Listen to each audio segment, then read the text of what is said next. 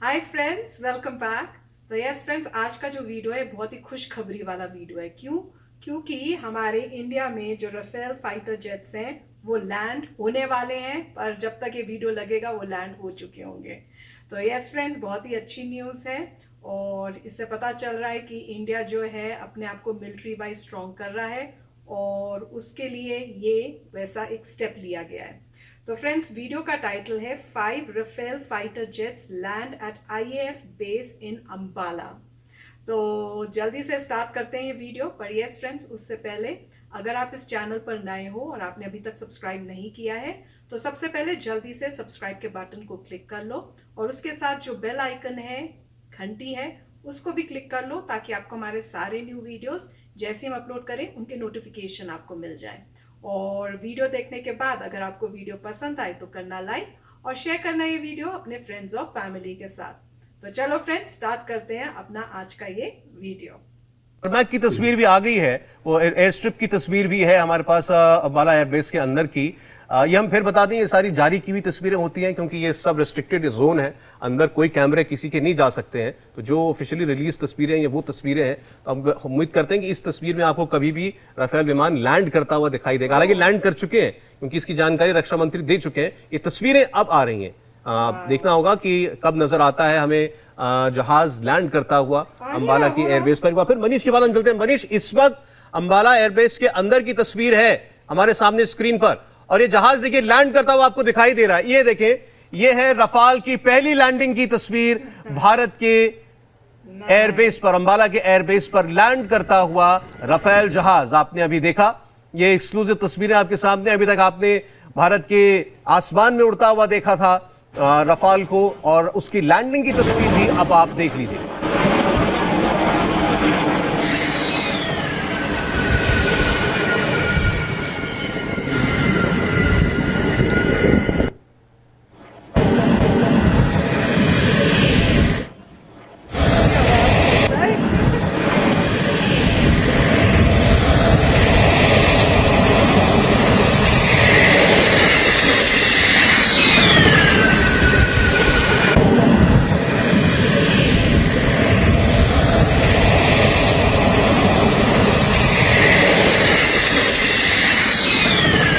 आगे की ट्रक ऊपर ही है, पीछे की ऐसे नहीं लग रहा। आगे पीछे ऐसे होते हैं क्या?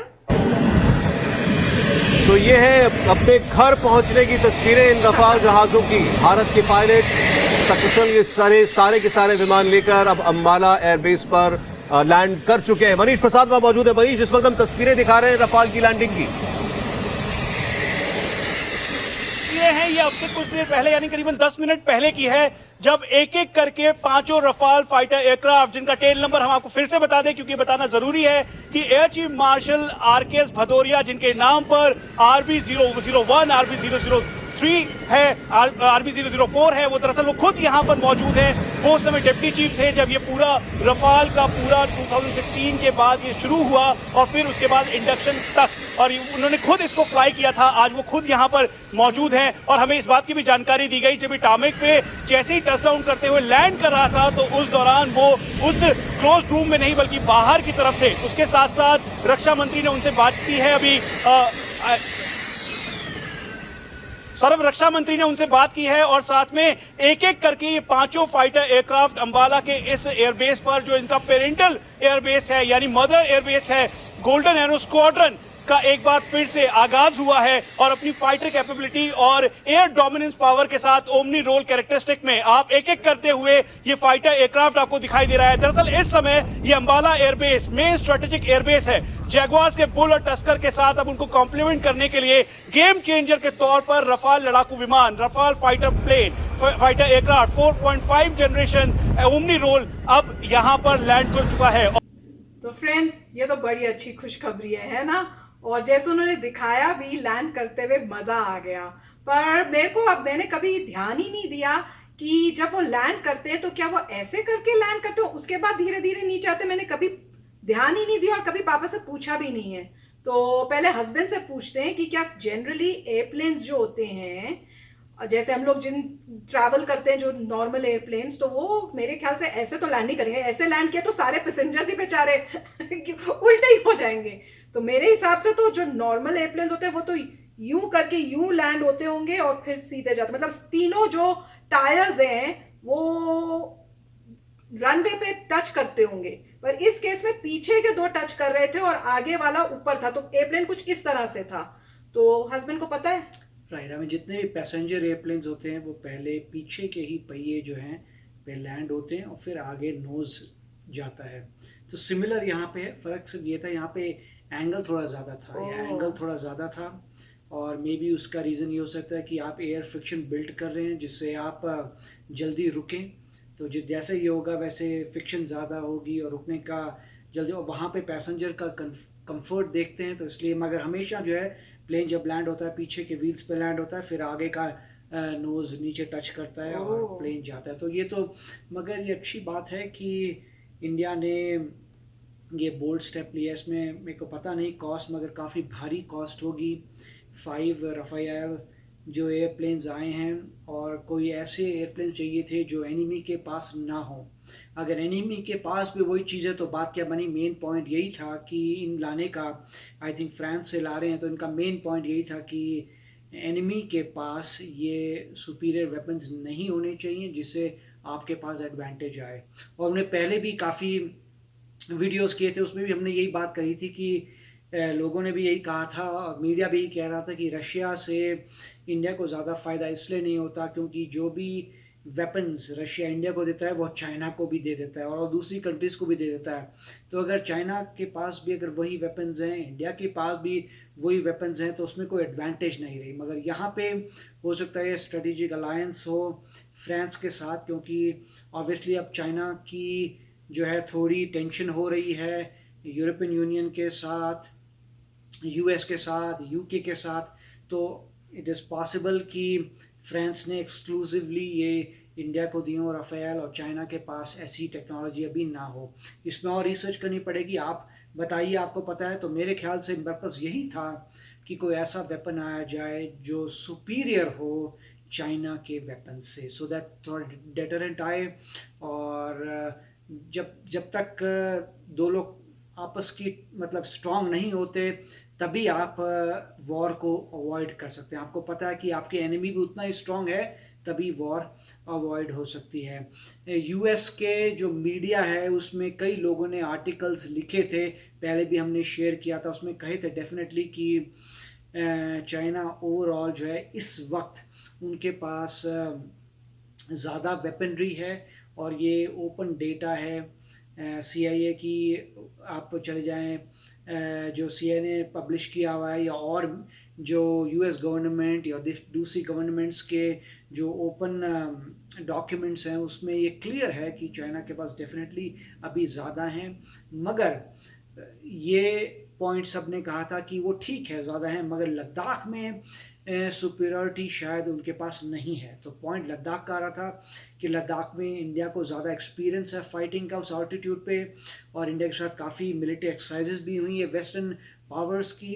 तो इंडिया हो सकता है ज़्यादा, और एयरफोर्स भी कहा था, एयरफोर्स काफ़ी स्ट्रॉन्ग है इंडिया की कंपेयर टू चाइना। यस, ये नंबर्स की बात नहीं हो रही, नंबर्स उनके पास ज़्यादा हैं, मगर पॉइंट हो रहा है लद्दाख के रेफरेंस में कि लद्दाख में अगर कुछ टेंशन होती है तो क्या होगा। तो बोलते हैं इंडिया के पास डेफिनेटली ज़्यादा सुपीरियरिटी है लद्दाख में। मगर मोदी जी आए हैं तो ऑफकोर्स ये डिफेंस में आप देख रहे हैं कि काफ़ी जल्दी प्रोग्रेस हो रही है, और डेफिनेटली मोदी जी कोशिश करेंगे, गवर्नमेंट कोशिश करेगी कि आपके पास इतने वेपन्स हों, इतनी पावर हो कि कोई भी कंट्री सोच ना पाए कि आप पे अटैक कर सकेगी। कोई कंट्री को ऐसा भी लगना नहीं चाहिए कि वो अटैक कर पाएगी जब पता हो कि इतने वेपन्स हैं। न्यूक्लियर वेपन्स तो सबसे इंपॉर्टेंट होते हैं, मगर अगर आप देखें तो नंबर यही थे, इंडिया के पास 100 to 150 हैं, उनके पास 300 से ज़्यादा हैं, तो डबल के करीब हैं। तो मगर एक भी न्यूक्लियर वेपन हो वही बहुत इनफ होता है, तो वो तो है ही। मगर ये बहुत अच्छा स्टेप है। ऑब्वियसली इंडिया जो है हाथ पे हाथ धर के तो बैठेगा नहीं है, वो पूरी रिसर्च एंड डेवलपमेंट में जान लगाएगा। जब इसरो ने इतनी प्रोग्रेस की है तो अब डिफेंस भी बहुत प्रोग्रेस करेगा ढूंढने के लिए कि ऐसे वेपन्स बनाए जाएं जो किसी और के पास ना हो, इनोवेट किए जाएं। और ये सिमिलर जो होता है जब लोग कहते हैं कि ऐसे किया भी जा सकता है, मैं एग्जांपल हमेशा इजराइल का देता हूँ। इजराइल की छोटी कंट्री, एक समय पे कई लोग कहते हैं कि 3 कंट्रीज़ में, और अगर आप और रिसर्च करें तो 7 कंट्रीज़ भी हैं, तो 7 कंट्रीज़ 3 कंट्रीज़ सारी एक ही टाइम पे अटैक करती हैं, फिर भी इजराइल जीत जाता है, चाहे कोई भी रीज़न हो। वो एक रीज़न जो सबसे इम्पोर्टेंट वो था कि उनकी जो वेपन्स थे वो बहुत सुपीरियर थे। उन्होंने बहुत, ये ठीक है कि अमेरिका ने उनको हेल्प की थी वेपन्स नहीं, मगर उनकी रिसर्च एंड डेवलपमेंट बहुत ज़बरदस्त है कि उनके पास वो वेपन्स हैं जो शायद यूएस के पास भी नहीं है, और यूएस कोलैबोरेट करता है वो टेक्नोलॉजी उनसे लेने के लिए। उनका जो मिसाइल डिफेंस सिस्टम है कि अगर कोई मिसाइल फेंके तो उनके लैंड के ऊपर ना आए, वो बड़ा कामयाब हो चुका है। तो मतलब कहने का पॉइंट यही है कि इंडिया तो बहुत बड़ी कंट्री है, तो डेफिनेटली जब जैसे जैसे फोकस बढ़ेगा गवर्नमेंट का कि इन चीज़ों में आप पैसा बचा सकते हैं, इनमें फोकस कर सकते हैं। और डिफेंस बहुत ज़रूरी है। जब किसी कंट्री से टेंशन होती है तभी बंदा अलर्ट होता है। पाकिस्तान से प्रॉब्लम आ रही है तो इंडिया अलर्ट हो रही है, अब जो है चाइना से प्रॉब्लम आ रही है तो इंडिया अलर्ट हो रही है। तो उस अलर्ट से यही होगा, उसका नतीजा ये होगा कि ज़्यादा पैसा डाइवर्ट होगा रिसर्च एंड डेवलपमेंट में, कि ऐसे वेपन्स क्रिएट करे जाएं जो आपको सुपीरियर कर दें और दूसरी कंट्री सोचे भी ना आप पे अटैक करने की। यस फ्रेंड्स, तो उसी पर्पस से मेरे ख्याल से ये सब काम चल रहे हैं, क्योंकि मुझे याद है ये सुना था कि वो कोशिश कर रहे हैं कि ये यहाँ जल्दी आ जाएं। जो भी उनका स्केड्यूल डिलीवरी थी उसकी जगह उन्होंने ये कहा था कि पहले चाहिए, तो ऐसा लगता है वो काम बन गया और जो 5 एयरक्राफ्ट्स हैं आ गए हमारे पास। तो आप लोगों की एक्साइटमेंट तो हमें पहले से ही पता चल चुकी थी कि आ रहे हैं, आ गए हैं, तो बहुत ही अच्छी खुशखबरी है। ऑफ कोर्स इंडिया के डिफेंस के लिए एक बहुत बड़ा मेजर स्टेप है। तो फ्रेंड्स, आशा करते हैं आपको ये वीडियो पसंद आया होगा। मिलेंगे नेक्स्ट वीडियो में बहुत ही जल्द। Till then take care and bye bye. तो अगर आप मेरे इस चैनल पे नए हो तो जल्दी से सब्सक्राइब के बटन को हिट करो और बेल आइकन को क्लिक करो, ताकि आपको मेरा जब नया वीडियो मैं लगाऊं आपको उसके बारे में जल्दी से पता चल जाए।